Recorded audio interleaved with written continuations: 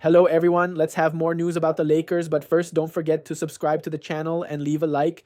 The Los Angeles Lakers are expected to be active in trying to make roster adjustments this offseason.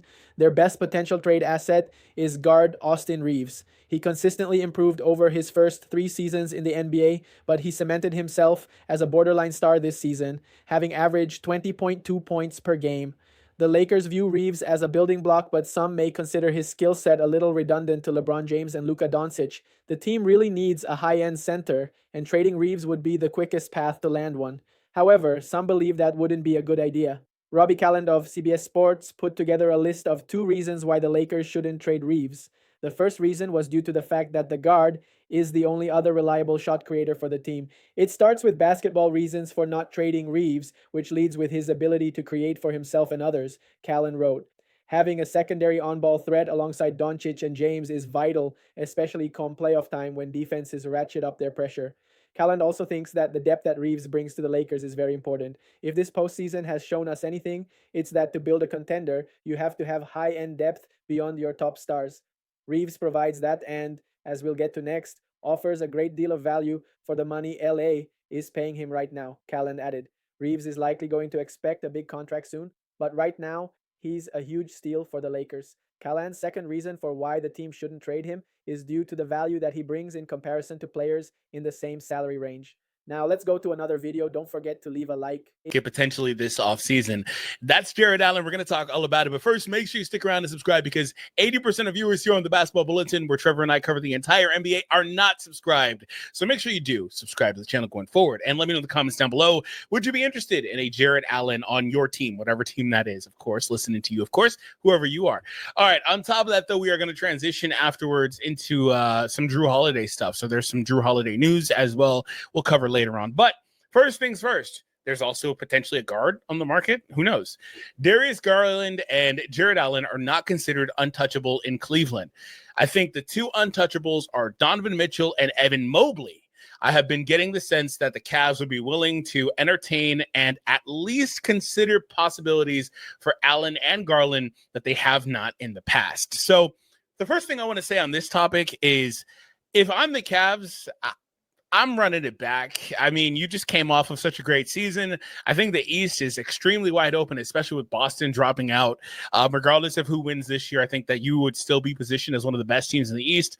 Now, the problem is, and has been for the Cavs, is that they've been really good in the regular season the last couple of years and then fizzling out and not been able to extend that to the playoffs. And, Garland, people talk about him. He's not particularly a playoff riser. He's had some wonky series and stuff. He was hurt this last time, but, in general. But, I think that still, regardless, you keep that thing going. You got that chemistry for the last few years with Donovan and all that. I think you try to keep things going unless you feel like there's no way. And this is the caveat, unless you feel there's no way it could work. There are some questions, like I said, about the viability of some of the players in the playoffs. There's that. And then also a reason not to do it is I'm curious about the backcourt. Like two small guards in the backcourt doesn't typically translate well. So we'll see what happens with that ultimately. But on the Jared Allen piece, if you're a team in need of a center, Allen is an interesting pickup for sure if he is actually out there on the market. Because I do think that whatever the Cavs decide to do, let's say they do make trades, they've got the right idea. I think Mobley and Donovan are the two you try to build around from there. And I think that's an all-star pairing. Then you would be really good for a long time with those two as your main two centerpieces. In terms of Allen, though, so here's a look at some statistics for Allen. He's been pretty healthy the last couple of years, but I think he's missed about 100 games, give or take, in his NBA career, which spans about 8 years. So, there's been some checkered past in there a little bit, but he's a good rim protector, solid rebounder, very big body, lob catcher, all that stuff. Basically the prototypical center that you would have if you're not looking for a spacing center, right? Like basically everything you would want out of a center. Typically plays about 28 minutes per game, starts most of the games he plays. Career number of 64% from the field. Career high this year at 70%. Took 8 attempts per game, which is also the career field goal attempts. He has a little bit more in his game. Like every now and again, you'll see him flash other things, but typically is relegated to taking mostly just those lobs or dump off finishes around the basket. That's what he's going to mainly do for you. And as a result, he'll average 13 or so points is what he did this year, with less field goals, but higher percentage, of course. But, he typically will give you about that, maybe up to 16. He had that last season for the Cavs. In terms of like his blocking numbers, he averages 1.2 for his career, but again, only plays 28 minutes. Rebounding, solid rebounding, and 9 right there. So that's pretty good too, or 10, I guess, 9 for the career. Not really a playmaking center, gives you about 1.9, but I've seen him throw some nice passes. He can flash it. Once again, like I said, he's one of those guys that's got a few different things in there that they don't really rely on him so much for. But let's say, like, theoretically, a team like the Lakers, who have been rumored to be heavily in on a center, I think he's the type of guy that you would want to get and pair alongside a Luka Doncic. I think that they're a prototypical fit. I think they would fit amazingly for years to come. He's 26. He's on, or 27, I believe now. Anyway, he's on the Luka timeline and all that stuff. I think it would work perfectly. Now, the tricky thing is, where's the salary coming from? How are you matching the salary? He's making $20 million here. That's not the hardest number to match. In fact, it's extremely affordable. He may be a little underpaid at $20 million, but it does balloon to 32, which is probably closer to where he would probably be making. I think 30 is about starting money now. 27-ish is about starter money now. So he's just a smidge underpaid, I think. But regardless, 20 million isn't the hardest thing to match. And I think that a lot of teams can come up with the amount to do that. A lot of teams have guys that are like 18 or so, and you just can trade that player basically to get that done. And if you're the Lakers, particularly, what are you trying to trade in this deal? You're trying to flip somebody like Gabe Vincent, Maxey, maybe put salary with that. You're not really trying to give up Austin, but the thing is they would probably ask for an Austin. But the problem with getting an Austin is you would be putting him in a back, assuming they're not planning on moving Garland anyway. You'd be putting him in a backcourt with undersized guards, and it's extremely redundant with Garland. I just don't think they would do it. But we have a lot of Laker fans, so I wanted to approach it from that perspective. But Allen would be great on the Lakers, of course, with Luka, and again on the Luka timeline. So let me know what you guys think about that, and if that's something that you guys would be interested in. He may be the best center available this offseason. We did hear about the Suns. If you're a Suns fan, interested in getting a new center to be the lead center for them as well. So moving on from that, let's cover Jrue Holiday. So we had some interesting stuff about Jrue. We've talked about how like the Celtics, and that recently came out as well, when they got eliminated, that they're going to be looking to make trades and shake things up.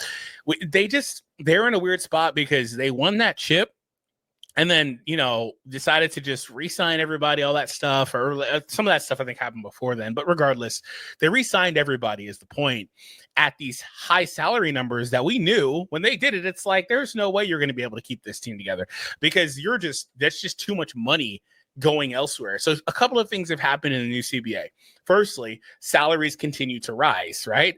But with the aprons on, it's basically an artificial limit up to what you can spend. So the roster building is kind of weird. Like, it's kind of hard to have even 2 max players on your contracts on your books with contracts, which the Celtics have. And then how do you pay? Because salaries have gone up. You're paying guys like a Jrue, like a Derek White, like a Porzingis. All these guys are worth $30 million in the current landscape, right? Give or take a few million, but they're in that range. Like I was just telling you, I think starter money nowadays is about 27 plus. And all those guys are starting caliber players, fringe all-star, whatever you want to say. So when you've got 5-6 of them guys, it's just kind of hard. And the Celtics are in that position. It's great to have the depth, but they probably have to move some of the guys. And with Tatum being out, it's probably just a gap year this year anyway for them. Holiday winds up being a guy that's probably on the move. Holiday is expected to be pursued by several teams on the trade market, and a league source tells Mass Live that the Clippers are one team expected to show interest in the 34-year-old guard this offseason. I would actually like him a lot for the Clippers. I think he'd be a great fit. The funny thing about Holiday is I think he'd be a great fit nearly anywhere. He's not somebody that like you can say, oh, we need to have a specific type around him. He is the quintessential like glue guy. Like he is somebody that just goes out there, plays his role. He can hit the shot for you if you need him to. He can make a little bit. He plays all-world defense out there for you. I think he's a little bit worse at it as he's gotten a little bit older, but that's to be expected. But I think he's still great at it, of course. He can get you some boards. He can do a little bit of everything out there. And I think he's perfectly capable of being off the ball too, which is what you would want in a lot of locations like a LA where they've got James Harden on the ball. They run the ball through Kawhi a good bit as well. Like I think he'd be fine as your secondary or third, just a playmaker out there as well. So I think he'd be great there. A couple of other teams I would consider. Like I said, I think he could fit anywhere, but I think he'd also be great in Dallas. Dallas should be trying to make a all-in push. I think all in is relative. You don't want to put everything on the table, right? Like you're not offering first rounds and also, okay, you know what I'm saying? You're trying to pull off a Drew Holiday trade. Let me dial it back a little bit. I think he'd be great there. I think he'd be amazing for what they're trying to do. Also, they've got this thing where they want to have somebody that can help run the show until Kyrie comes back, but also be capable of being a secondary guy when Kyrie comes back and resumes lead ball handler duties. And I think he fits that perfectly. There's some other guys out there that are a little bit more of a question mark, like Alonzo Ball, that I think, they could be trying to target as well, that could fill a similar role. But I think you've just got and the funny thing about Drew for Dallas specifically, he's a Nico style guy, defense wins champions. And Nico apparently really on 2K, you can skew that meter towards young or old in like your coach settings or whatever. Nico's got the dial all the way on old, right? Like, so a 34-year-old defense first guard, I think, is perfect. And then we've talked about how with the Luka trade, Dallas has a humongous, because Luka is just that ball dominant, that much of a playmaker, all that stuff. That's not a knock on him, of course, but they've got a Luka-sized hole there in terms of playmaking. And they tried to do it a little bit by committee, but when Kyrie went down, it just wasn't going to work. And Kyrie's going to be gone for such a big chunk of the next year. They've got to find a way to tide over that gap. And I think that Drew, again, could be one of the ways that they can do that. But there are some other guys like Alonzo, like a Dennis, things like that. But I think all the contenders may end up making some major moves this upcoming offseason based on reports that have came out.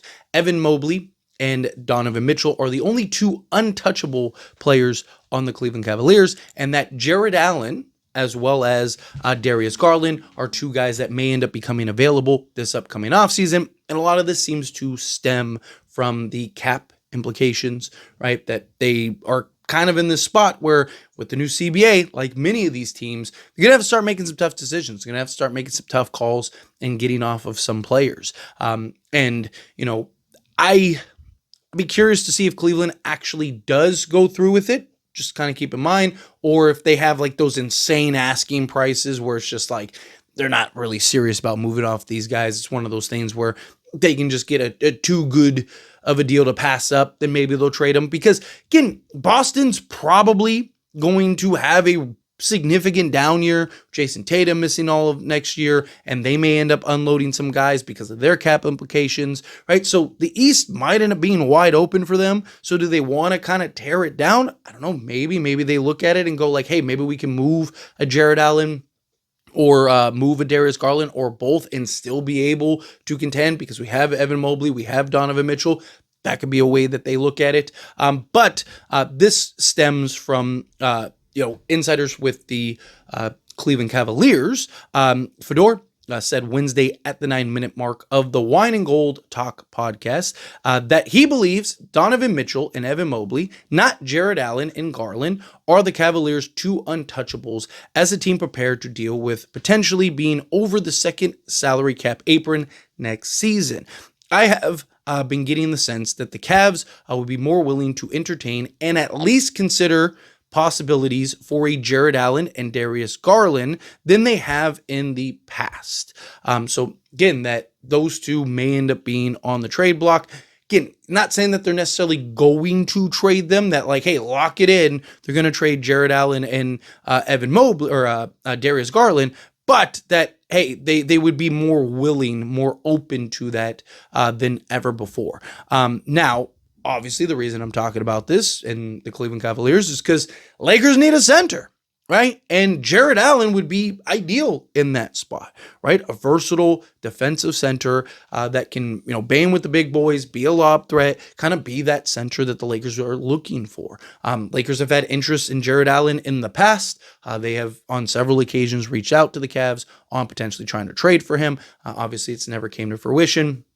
You had rumors a while back briefly, kind of there was some talks last offseason, but really was the previous trade deadline in which there were talks about them potentially trading Jared Allen. Obviously, that didn't end up happening. He is going to be due for a new contract, or it's going to hit the new contract extension. He already got it. He already signed it. But next year, he will make $20 million. So he's very tradable right now for teams if they wanted to get on the Jared Allen trade. But then after that, after next year, the following year is when his new contract would kick in, or his new extension would kick in, which he makes $28 million and then jumps up to 30 and 32 and so on. So, that back end of that deal, he'll be making, basically $30 million on average a season going forward. So is that something that the Lakers would be interested in, paying him that kind of money going forward? Now, I think he's worth probably in that, 25 to 30 million range. So I do think personally,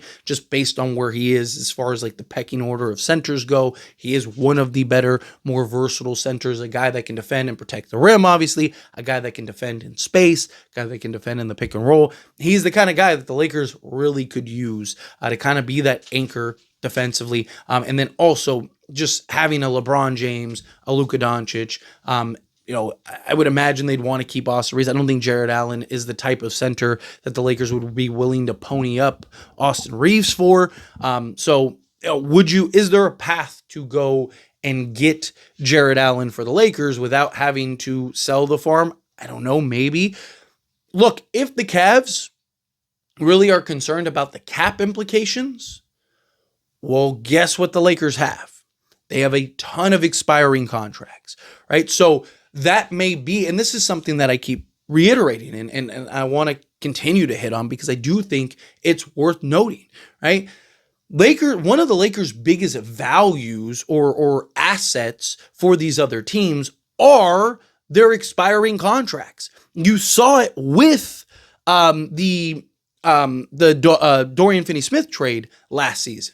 Right? You had a team in the Memphis Grizzlies that were willing to pony up a first-round pick in order to trade. It was a protected first, but still a first-round pick in order to trade for Dorian Finney-Smith. But the Brooklyn Nets were a team that valued the expiring contract of D'Angelo Russell more than that said pick. So I do think you're going to get other teams that are going to look at this and go like, yes, we might be able to get more here, but we have to take on salary, and it kind of defeats the purpose. You might as well just keep Jared Allen at that point, right? Like if you're going to take on, long-term salary, well, then you might as well keep Jared Allen. But if you look at something like the Lakers, where it's like we could get maybe a Rui Hachimura and like a Shake Milton because he's on a non-guaranteed, immediately clear $3 million off our books, and then have a Rui Hachimura that can fall off the books at the end of this season. And now we kind of clear Jared Allen's, contract off the books, and then also, get a first in the deal or whatever, a first in a pick swap, whatever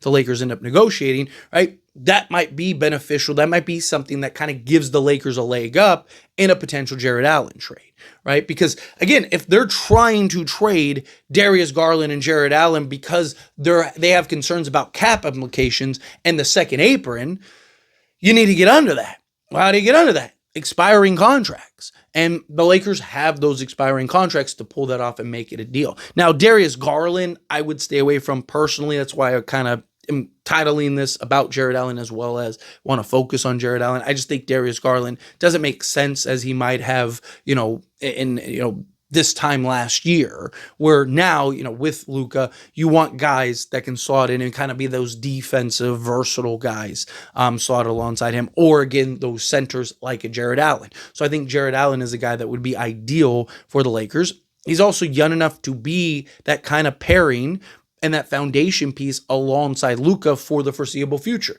He just turned 27 years old a month ago on April 21st. So, again, he's young enough to where you can have him for the next, 6+ years, have a Jared Allen, have a Luka Doncic. Now you have your big, little type pairing, and then, kind of continue to piece around, especially if you can keep an Austin Reeves and a Dalton Connect and all these other things. Maybe you can go and pull off a deal to kind of now round out some of that wing depth. And because Jared Allen is so cheap as far as, his contract goes, that you you'd be able to make that move and still have enough, Maxi Kleba, Gabe Vincent, a Austin Reeves, right? Like you'd still have multiple expiring contracts to still go make other moves, still go make other trades. And, so if the Lakers can kind of pull this off, this would be ideal for them at kind of locking up their center. But outside of obviously defensive reasoning, because he is one of the better defensive centers in the league. What does he provide as far as production on the basketball court? Well, he's a double-double guy right now. Imagine what he'd be with a guy like Luka, who's going to set him up and put him in that dunker spot and just be a lob threat all game. Talk about a guy in Jared Allen who is not a true 7-footer, by the way. I think that's worth noting. But he is 6'9" with a 7'6" wingspan, and he is, 245, 250 pounds. So he's got the weight to bang with the big boys. He's got the length, wingspan, and whatnot, and the athleticism to be that impact guy and be that lob threat and be kind of what the Lakers are looking for as far as the center position goes. So even though he is slightly undersized as far as like a true 7-footer goes, he is good enough as far as like rebounding, shot blocking, all the things that you'd be looking for a center, that it would still be worth it. But he's a guy that's this past season played all 82 games, by the way, and started all 82 games. He's also a guy that plays, which is good, right? Because the best ability is availability. You look at the previous year, 77 games, 68 games, right? Averaged 28 minutes per game, so not even a full 30 minutes, right? He averaged 28 minutes per game, 7.8 field goal attempts per game, right? So just under 8 attempts per game, which is probably in the range somewhere, 8 to 10 is probably what he's going to be getting on average with the Lakers even, right? Luka, I do think he'd probably get closer to 10 because Luka's always looking for that outlet pass.